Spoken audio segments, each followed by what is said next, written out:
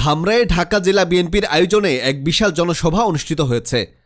24শে ফেব্রুয়ারি সোমবার বিকেলে ধামরায়ে যাত্রাবাড়ি মাঠে এ জনসভা অনুষ্ঠিত হয়।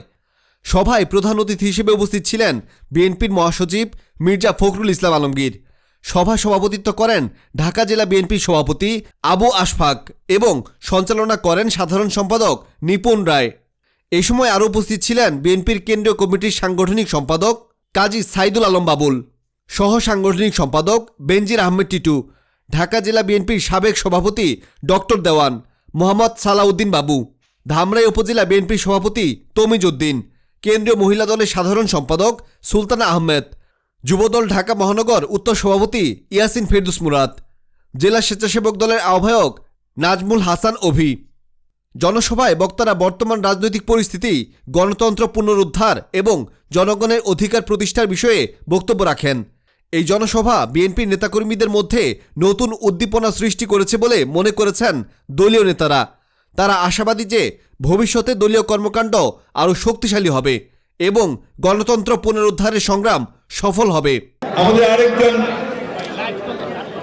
নেতা যিনি আমাকে ছেড়ে চলে গেছেন, ব্যারিস্টার জিয়াউর রহমানকে স্মরণ করতে চাই। তারও আগে একজন জাতীয় নেতা ছিলেন, প্রধান মুখ্যমন্ত্রী।